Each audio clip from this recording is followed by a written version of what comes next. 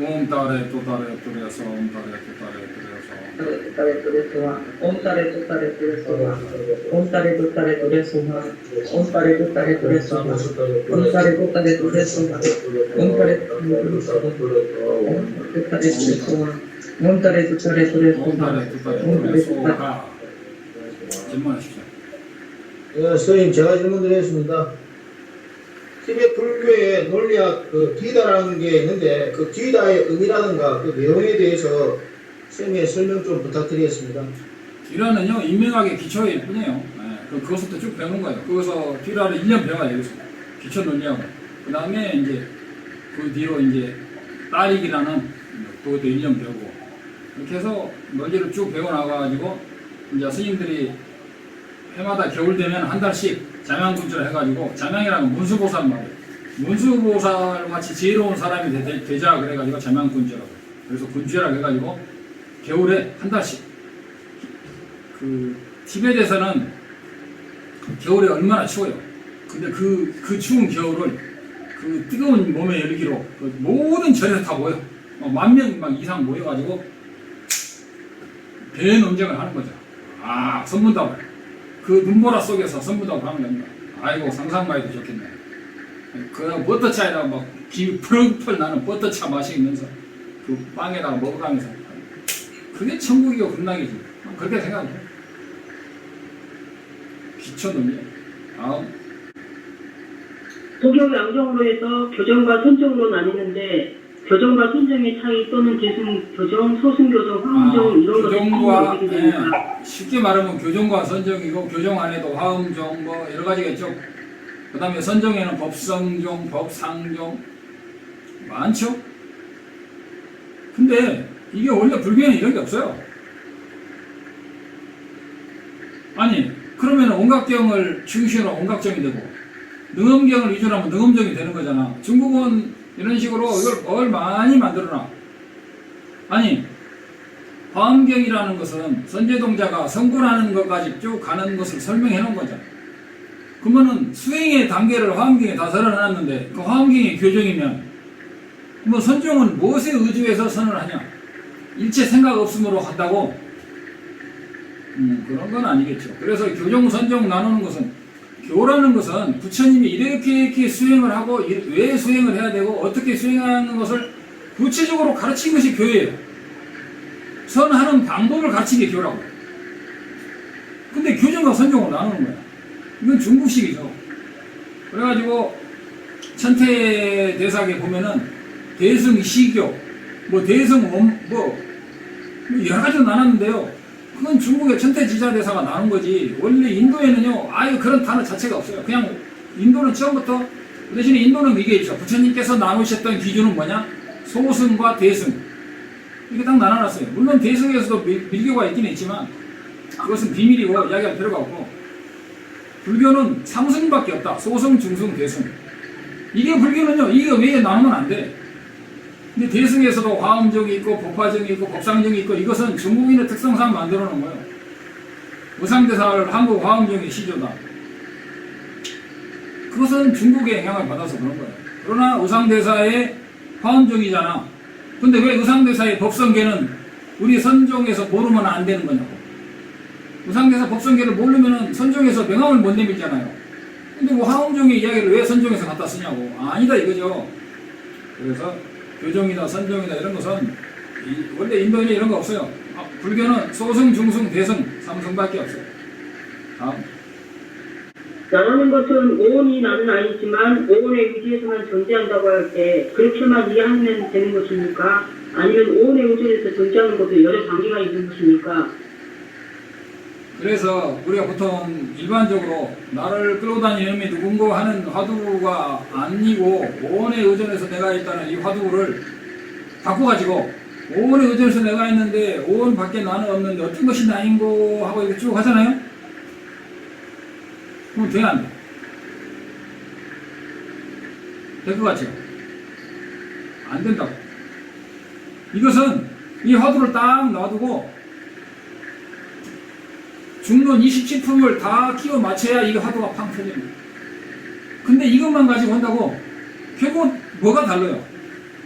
오온이 나는 아니고 오온 밖에 나는 없으면 오온이 나는 아니니까 어떤 것이 나인고 어떤 것이 나인고 똑같잖아요. 그렇게 하는 게 아니고 첫째 오온이 왜가 나가 아닌가를 알아야 돼요. 왜 오온밖에 내가 없음을 봐요. 내 생각밖에 내가 있다고 생각밖에 어떤 생각을 초월한 자리가 있다고 그것이 왜 없는지를 알아야 돼 일단. 그 다음에 내 몸 안에 왜 내가 없는가, 내 마음 안에 왜 내가 없는가, 찾을 수가 없는가, 이런 걸 해가지고 구체적으로 파고 들어가요. 그러면 내가 없으면은 아예 없는 것인가, 있다면 어디에 있는가, 이런 것을 중론 27품과 같은 성천보살의 400년 같은 책을 완벽히 이해해가지고 차도 부속품이 맞아야 차가 굴러가죠. 아니 부속품 하나인 차가 굴러가요? 이런 볼펜 하나도 부속품이 몇 개냐고 도대체. 심지 응? 이런 볼펜 하나도 봐요. 뚜껑 있죠? 응? 봐봐. 이거 있죠? 꼭대기 있죠? 3개죠? 자 이거 있죠? 스프링 있죠? 자 이 안에 또 뭐가 있어요? 심지가 있고 이거 있고 그 안에다가 잉크 집어넣고. 아 이 볼펜 하나도 이렇게 복잡해. 그냥 무조건 이먹고 해가지고는 좀 힘들지 않겠어요? 끝나게서 오온의 의지에서 나가 있다라고 하고 그냥 가면 딴 생각하면 안 하면 안 돼. 결국은 지혜롭게 모든 걸 관찰해서 이를테면 중론 27품을 싹 알 때 어느 날 그 중에서 하나를 통해서 쑥 들어가면 나머지는 다 알게 돼. 네, 다음 질문. 네. 유심정토와 보신정토의 차이와 아울러 연불수행법은 어떤 차이가 있습니까? 네, 어떤 사람은 인간은 죄를 짓지 않고 살 수는 없으니까 정토수행만 해야 된다.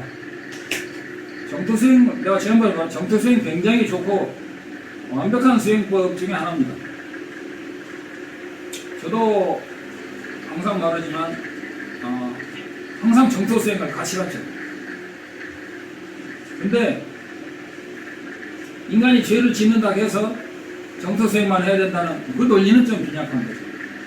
우리가 스님들도 살다 보면 5불씩 못하고 또는 여러가지 행동에 허물이 있고 지나가는 개를 주먹으로 때릴 수도 있고 그러면 그걸 참여를 해요. 또 스님들은 모든 시주물을 얻어서 먹고 살죠. 그래서 중생들과 함께 걸러가는 거죠. 그러나 죄가 있다고 해서 그 죄가 있다고 해서 바로 참여를 하고 그걸 고치는 게 중요한 거예요.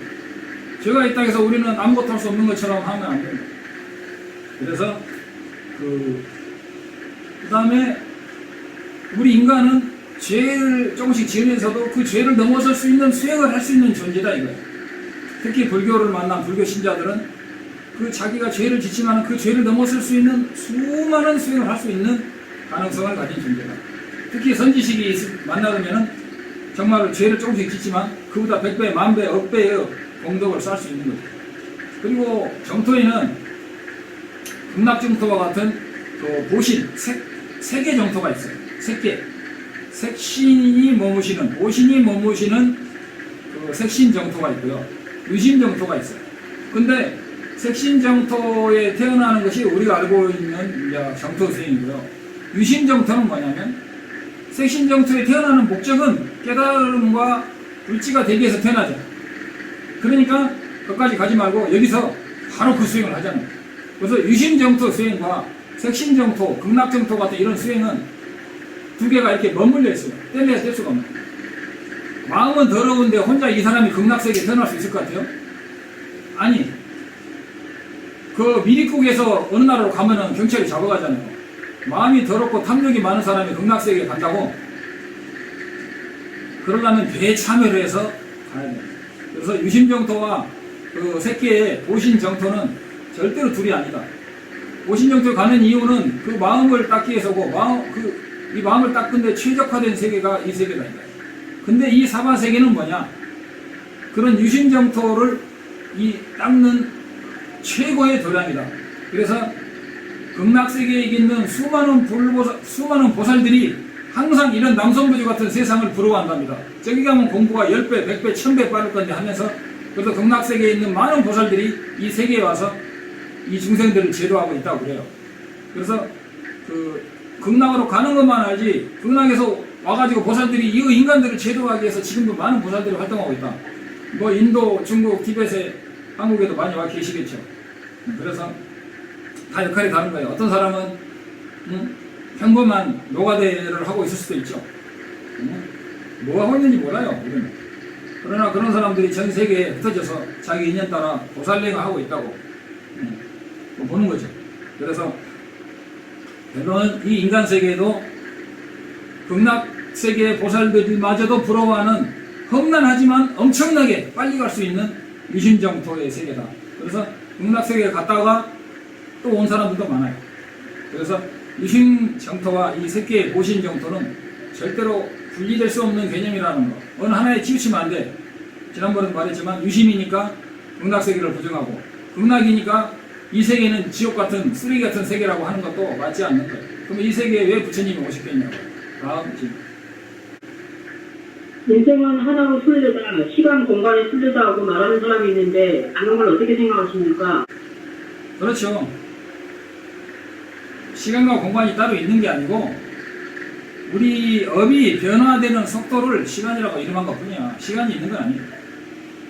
업이 변화해가는 이 얼굴이 늙어가고 살라성가 변해가는 것을 시간이라고 이름을 붙였을 뿐이지 시간이라는 시체가 있는 건 아니다. 그렇지만 시간이라는 시체가 없냐 하면은 우리 변해가는 이런 모습을 시간이라고 표현했기 때문에 없는 것도 아니죠. 그래서 우리는 이 인간 세계에 정말 좋은 선지식을 만나서 열심히 수행하고 또 한 치를 수행하고 또 몸 바꿔서 다음 치를 수행하고 너무 이 한 생에 집착하지 말고 너무 먹고 노는 데 집착하지 말고 너무 먹고 사는 데 집착하지 말고 초연하게 살 필요가 있다. 뭐 이 정도 하겠습니다. 다음. 전성에 있어서 호리유차 천지 형격이 무슨 뜻입니까? 삼조 승찬 대사께서 호리유차 천지 현격이라고 그러셨는데 안마 대사께서 내 가사는 일단 육조 해능 대사까지만 물려주라 그래가지고 육조 해능 대사한테만 가사가 거기까지 갔죠. 그 뒤로는 이제 선의 황금 시대가 왔다고 그러는데 삼조 승찬 대사의 호리유차 천지 현격이라는 것은 우리가 잘못 생각하면 이것이 견성이다라고 생각하는데 정말 1나노미터만 틀려도 그것이 사도에 빠질 수가 있다는 거예요. 1나노미터만 틀려도 사견에 빠질 수가 있다는 거예요. 흔히 말하는 생각 밖에 문득 깨닫는다. 그 자리는 생각과 시간과 수행을 필요로 하지 않는 자리다. 문득 깨닫는다 그러잖아요. 그게 잘못하면 완벽한 사견이 됩니다. 그건 수행을 부정하잖아. 그리고 아무튼 이론적으로는 굉장히 모순이고 한자기도 많은데 그래서 어떤 호리 유차 천지 현격이라고 하면은 조금만 잘못된 생각이 있으면은 그 말하는 선지식의 말과 달리 자기들이 그 오해에 빠질 수 있는 거예요. 깨달음에 대해서도 마찬가지예요. 깨달음이 생각을 초월한 자리라니까는 생각을 다 부정해야 된다라고 마하현처럼 말하는 건 아니다. 그리고 이 자리는 한 생각이 일어나기 전의 자리니까 생각 이전의 자리가 있다고 생각합니다.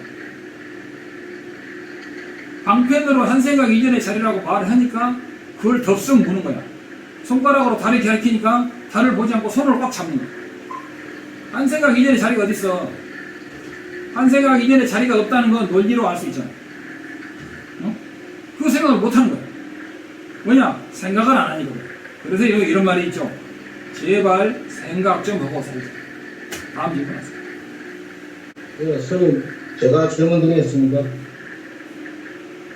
제가 최근에 쫑갑바에서 람님 깨달음의 길을 말하다 이 책을 읽고 있습니다. 이 책은 중국 사람, 짜시라는 사람이 책을 갖다가 원래 저술했는데 그러다가 우리나라 스님 석혜능 스님이 편향한 걸 알고 있습니다. 제가 이 책을 읽으면서 여러 차례 놀라는 게 있는데요. 최근에 이 대목에서 정말 놀라고 있습니다. 우주의 성주 계몽을 설명하면서 지금 현급에 1000명의 부처님이 탄생하시고 석가모니 지금 4번째, 쫑갑바 대사님은 나중에 7번째 부채로 이 지구에 온다고 분명히 적혀 있습니다. 7번째가 아니고 84번째인가? 예. 그리고 더욱 놀라는 것은 소급, 1소급, 1중급, 1대급을 구분하면서 연도를 찍었습니다. 1소급은 약 1600만 년, 1중급은 3억 3,500만 년, 1대급은 14억 4천만 년, 날짜를 박았습니다. 제가 궁금한 것은 이겁니다. 어떤 근거로, 어떤 이유로 이렇게 명확하게 구분을 지어서 이게 내용이 나오는지 참 궁금합니다. 그게 이제 겁을 계산하는 방법이 여러 가지가 있어요. 인도에서도 겁을 계산하는 방법이 여러 가지가 있는데, 겁을 계산할 때 어떻게 계산하느냐, 반석겁이라는 게 있어요. 반석겁. 1반석겁은 뭐냐면, 천당에 있는, 천국에 있는 선녀가 매미 날개 같은 옷을 입고 와가지고 그 매미가 있는 옷을 한번 싹 쓸어, 바위를 1년에 한 번씩. 근데 그 바위가 크기가 40리니까 가로 세로 높이가 16km의 바위야. 그러니까는 16km 바위면은 히말라야보다 더 높죠. 그죠? 히말라야가 8,000m니까 히말라야보다 높은 정사각형의 바위를 매미 날개같이 얇은 선녀가 옷으로 쓸고 와서 그 바위가 달아지면 1반석겁이라고 해요. 그래서 이 겁이라는 것은 굉장히 이론이 많아요. 그렇게 생각해도 되지만 그냥 굉장히 많은 시간이다 라고 생각하면 되고, 중요한 것은 뭐냐, 이 시간이라는 것은 무엇에 의지하느냐, 무엇에 의존합니까? 중생들의 업과 마음에 의존한다 이거예요. 그래서 시간이라는 것은 업의 흐름을 이름하여 시간이라고 한다고 했잖아요. 강물이 흘러가는데 여기서까지 흘러가다 보니까 흘러가는 것을 시간으로 이름을 시간이라고 하는 거예요. 시간이 있느냐? 글쎄요, 없다고 할 수는 없지만은 시간이라는 것을 잡을 수는 없는 거예요. 그래서 우리가 1급이다, 1중급이다, 1대급이다 하는데 그 시간의 계산법이 많아요. 그래서 나는 흔히 말하기에 1급을 쉽게 말해서 한 45억 년, 지구가 한번 깨지면 1급이라고 하죠. 아마 그런 말도 있는데, 그 뭘 해도 우리 현재 인간 100년의 수명에게는, 아니 다음에 미륵불에 오신 8만 년 수명을 가진 인간들이 볼 때는 그냥 우리들한테는 머나먼 개념이에요. 그러나 그 머나먼 개념 자체도 뭐야? 이 마음을 열고 있지 않다. 그리고 우리가 지금까지 살아오면서 30년, 40년, 50년 살아오면서 그 세월이 어때요? 순간이죠. 그 아무리 많은 겁의 세월이라도 지나고 나면 순간이 된다는 거. 그래서 내가 아까도 그랬죠. 시간은 지금 이 순간밖에 없다니까. 그것은 이제 하근기 중생이나 좀 시간을 딱딱딱딱 구분해서 생각하는 사람들에서 그 방편으로 선일치여부에서 살아간 거야. 그러나 유시각적으로 볼 때는 그것에다가 또 추가를 해야 되죠. 그것이 결국은 어떻게 보면 시간은 현재밖에 있을 수 없다는 그런 것도 생각을 해야 돼요. 그래서 불교는 그렇게 간단하지 않아요. 그래서 그게 딱 그것이 맞는 게 아니고 그런 설도 있다. 이 정도로 이해하시면 되겠습니다. 다음. 네, 그러면 그 스님들은 공덕이 없어서 그렇게 된 건가요? 모르죠. 스님들이 티벳이 침략을 당하면서 티벳 사람이 100만 명이 죽었다고 그래요. 그 중에서 뭐 적어도 30만 명은 스님들이 30만 명이 아니라도 몇십만 명 죽었겠죠. 총 맞아 죽고 칼 맞아 죽고 뭐 그랬는데 뭐 전생에 인연이 있겠죠. 뭐 간단한 거예요. 스님이라서 특별한 게 아니고 티벳 사람이라서 특별한 게 아니야. 업이 있으면 받아야 됩니다. 문제는 그 와중에 이런 달라이라마라는 선지식이 세상에 나와가지고 그 난민들, 나라를 잃고 헤매는 난민들의 끝까지 정신적인 기주가 되어가지고, 내가 그러잖아요. 부처님께서는 중생을 구제하러 세상에 나오신 게 아니고 중생의 견해를 구제하기 위해 세상에 나옵니다. 달라이라마 전자께서 중생들의 업을 면하게 할 수는 없지만 그 업을 받으면서도 수행을 놓지 않게 하기 위해서 세상에 오십니다. 그래서 지금도 인도에 계시면서 달라이라마께서는 수많은 티베탄과 지구인을 위해서, 티베탄에 한정되지 않고 지구인을 위해서, 지구 환경을 위해서, 지구의 미래를 위해서 어떻게 살아야 되는 것인가를 끝없이 가르쳐주고 있죠. 그러나 어떤 업을 대신해 줄 수는 없는 거야. 그것은 티벳이라고 해서 예외는 없는 거죠. 다음. 연기가 완벽한 가운데 상호우선함으로 일체가 이름과 소임하는 존재하고 이름과 소리만으로 존재하는 것마저도 이름일 뿐이다. 이렇게 이해하면 되는 겁니까? 말은 맞네. 이게 그렇죠. 네. 넘어가요. 다음. 일체가 이름일 뿐, 의지하여 이름할 뿐인데 쉬운 것 같은데 근데 왜 공성을 깨닫기가 힘들다고 하는 겁니까? 아, 일체가 이름일 뿐인데 왜 공성을 깨닫기가 되냐? 항상 말하지만 그 깨닫는 내가 있다고 생각합니다. 그 깨닫는 나, 생각하는 나가 여기에 있다고 생각합니다. 아니면 여기 있든지. 그 생각을 벗어날 길이 없을게요. 간단한 건데. 근데 그 생각을 벗어나려고 하다 보면 아트만 사상이나 단멸에 빠진다. 아트만은 상변. 이 안에 그 생각을 벗어나려는 것은 무언가 내 안에 참다운 나가 있다고 생각하는 아트만 사상. 아니면은 이 안에 텅 비어서 아무것도 없다고 생각하는 그런 단멸. 그 두 개에 빠질 확률이 99%다. 그래서 어려운 거야. 그래서 이름하여라는 것이 연기와 공성을 동시에 딱 한 점에서 쥔다는 것이 그렇게 쉬운 게 아니다는 거죠. 근데 그래서 그 쉬운 걸 한 번에 쥔다고 해서 바로 성자가 되는 것도 절대로 아니라고 사가모니 부처님이 말씀하셨다 이거예요. 황경이도 나오고 능엄경이도 나오고 미륵보살의 육아사지로도 나오고 용수보살의 돼지도로도 나오고 다 나온다니까. 예, 다음 질문. 네, 부모님이 인정하실 때 병원에서 인정하시는 것하고 집에서 하시는 인정하시는 것이 어떤 차이가 있으며 어떻게 하는 게 좋습니까? 네, 임종에 대해서 내가 옛날에 한번 말했는데 정말 심각한 게 우리나라 불교 병원에서도 사람을 완벽히 처리를 해주는 데가 거의 없어요. 사람이 죽으면은 그 사람 혼자 딱 놔두고 그 사람이 코에서 코피가 나거나 식이 완전히 떠날 때까지 하루고 이틀이고 3일이고 일주일이고 놔둬야 되는데 이 세속법의 규정을 받아가지고 그거 힘들다 이거죠. 그러다 보니까 사람들이 죽으면 바로 몇 시간 만에 자기 부모를 영안실에 냉장고, 불교 병원에 냉장고에다 딱 집어넣은 거예요. 그 부모를 엄청 괴롭히는 거예요. 아직 부모 안 죽었거든. 나는 그래서 그 대책으로 집안에서 임종하고 임종하다 보면은 빠르면 3일 아니면 3일 늦어도 3일, 3, 4일이면은 식이 떠나거든요. 보통 사람은. 그때까지 편안히 나와서 식이 온 그 다음에 계속 연구를 해줘야 돼요. 그 시끄러운데 병원에서 막 하는 것도 좋지만 그보다 훨씬 좋은 게 가능하면 집에서 앞으로 TBS의 장례문화는 우리가 좀 배울 필요가 있어요. 49일 동안 바로도 퇴돌이 뭐냐면 그 사자에서죠. 그럼 사자에서를 뭐 읽어주는 것도 괜찮을 수도 있고 연구를 꾸준히 해주는 것도 좋고 가장 좋은 건 자기가 죽을 때 공성과 보리심과 스승 이 세 가지를 딱 염하고 죽을 수가 있다면 10,000명의 라마가 축원해주는 것보다 더 낫다고 전자님 그러셨어요. 이 정도. 다음. 티베트에서는 선생자를 찾기 때문에 그것이 진화를 인정하는 것이라고 어떤 스님이 말하셨는데 맞는 말입니까? 마이크로 안 돼.